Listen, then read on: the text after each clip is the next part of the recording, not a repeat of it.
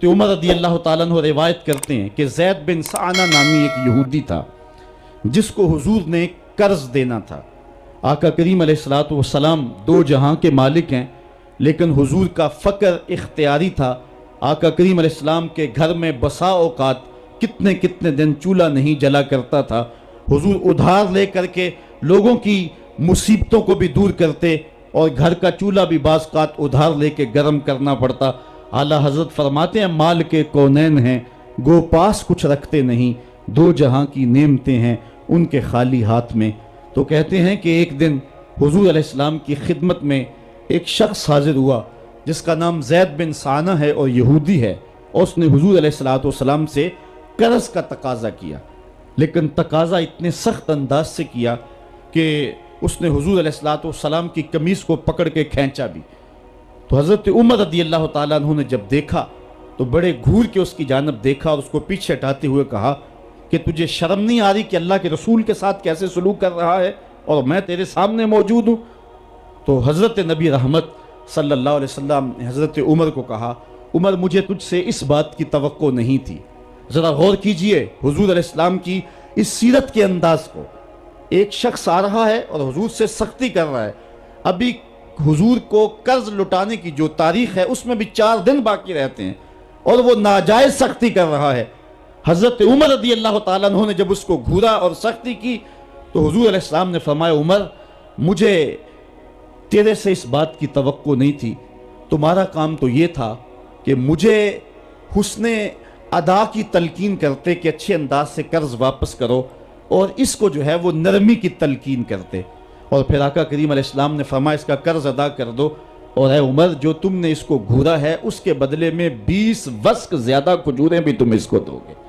تو زید بن سعانہ نے جب حضور علیہ السلام کی اس سیرت اور اس کردار کو دیکھا، اور حضرت عمر رضی اللہ تعالیٰ عنہ 20 وسق اس کو کھجوریں دے رہے تھے، تو اس نے حضرت عمر کو بتایا کہ میں یہودی ہوں اور میں نے تورات کے اندر نبی آخر الزماں کی شان اور عظمتوں کے بیان کو پڑھا ہے، یہ بات ابھی رہ گئی تھی، باقی ساری نشانیاں میں نے حضور میں دیکھ لی تھی، اب یہ نشانی رہ گئی تھی، آج میں نے یہ بھی دیکھ لی، اور پھر وہ حضور کی خدمت میں حاضر ہو کر اسلام کے دائرے میں داخل ہو کر حضور کا عبدی غلام بن۔ حضرت معاذ بن جبل رضی اللہ تعالیٰ عنہ فرماتے ہیں کہ ایک دن حضور گلی سے گزر رہے تھے اور میں ایک جانور کی کھال اتار رہا تھا، اور مجھے کھال اتارنے کا طریقہ نہیں تھا، مجبوراً مجھے کھال اتارنا پڑی۔ تو حضور گزرے تو مجھے دیکھا کہ معاذ بن جبل کو کھال اتارنا نہیں آ رہی، تو حضور رک گئے اور آقا کریم نے فرمایا، معاذ ٹھہرو ذرا، میں تمہیں بتاتا ہوں کہ بکری کی کھال کیسے اتاری جاتی۔ اور آقا کریم آگے بڑھے اور حضور نے خود جو ہے وہ کھال اتاری، اور پھر مجھے فرمایا، معاذ ایسے کھال اتارا کرتے ہیں۔ آج ہم اپنے بڑے پن کو اور اپنی عظمت کو اس انداز سے لوگوں کے سامنے رکھنا چاہتے ہیں کہ ہم جو ہے وہ ٹشو کا ایک ٹکڑا بھی نہیں پکڑ سکتے، اور وہ بھی پکڑانے کے لیے ہمارے پاس ایک خادم موجود ہوتا ہے۔ لیکن آقا کریم علیہ السلام کی زندگی اور حضور علیہ السلام کی سیرت کی سادگی کا حسن اور جمال یہ ہے کہ حضور اپنے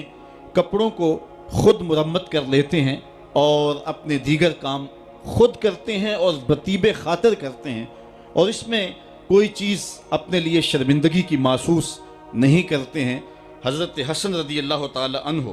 حضور علیہ السلام کے نواسے بھی ہیں اور آقا کریم علیہ السلام کی صحابیت کا شرف بھی پایا ہے۔ کہتے ہیں کہ کانا یجلس علی الارض، حضور علیہ السلام کی سیرت یہ ہے کہ حضور زمین پہ بیٹھ جاتے تھے۔ زمین پر بیٹھنے میں حضور شرمندگی محسوس نہیں کیا کرتے تھے، اس کو اپنے سٹیٹس کے خلاف نہیں سمجھا کرتے تھے۔ زمین کے اوپر حضور بیٹھ جایا کرتے تھے، اور فرماتے ہیں وَيَطْعَمُ، اور زمین کے اوپر بیٹھ کر کے حضور علیہ السلام کھانا تناول فرمایا کرتے تھے۔ حضور کی عادت یہ تھی کہ آقا کریم جب بھی کھانا کھاتے تو حضور جھک کر کے کھانا کھاتے۔ فرماتے ہیں کہ میرے پاس ایک فرشتہ آیا جو کعبۃ اللہ کے صحن میں کھڑا تھا، اور اس کی کمر کعبۃ اللہ کی چھت کے برابر تھی، اتنا اس کا قد تھا، اور اس نے مجھے کہا کہ آپ اگر چاہیں تو آپ کو نبی اور بادشاہ بنا دیتے ہیں، اور آپ اگر چاہیں تو آپ کو عبد اور نبی بناتے ہیں۔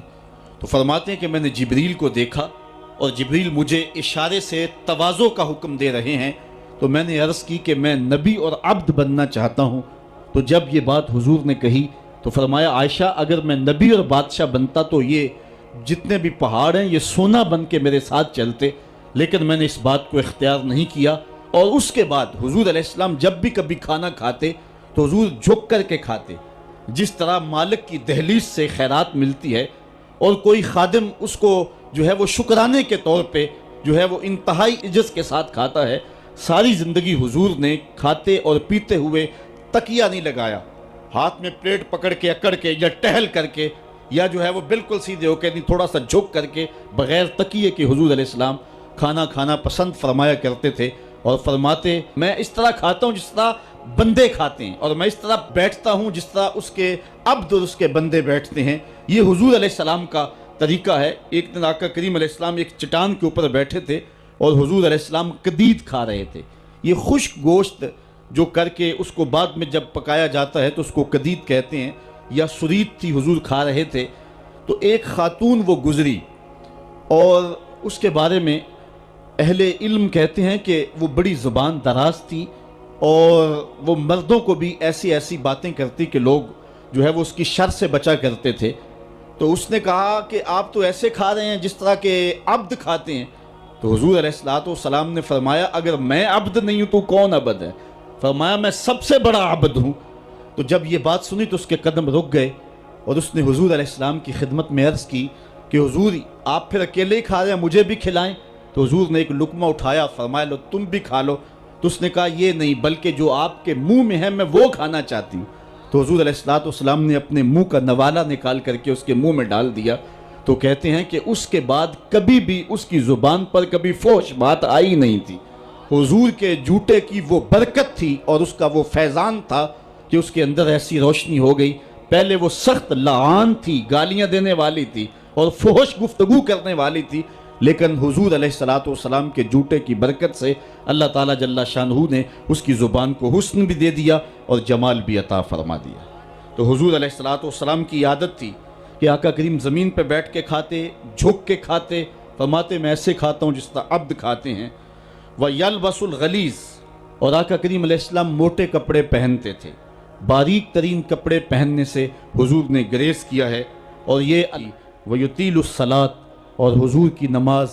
لمبی ہوا کرتی تھی۔ وَيُكَسِّرُ الْخُطْبَةَ، اور خطبہ حضور مختصر فرمایا کرتے تھے۔ وَلَا يَانِفُ أَن يَمْشِيَ مَعَ الْأَرْمَلَةِ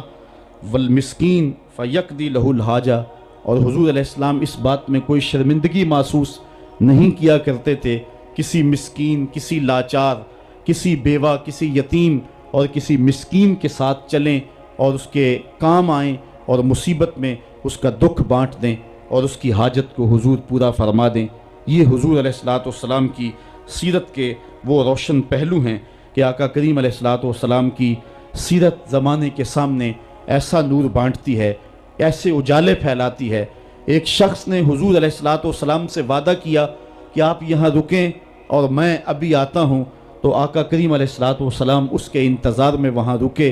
3 دن گزر گئے اور وہ نہ آیا، چونکہ حضور وعدہ کر چکے تھے کہ میں تیرے آنے تک یہاں رہوں گا۔ تیسرے دن اس کو جا کے یاد آیا تو وہ واپس پلٹا، تو آقا کریم نے جواب میں صرف اتنی بات کہی، آپ نے فرمایا یا فتیٰ قد شککت علیہ،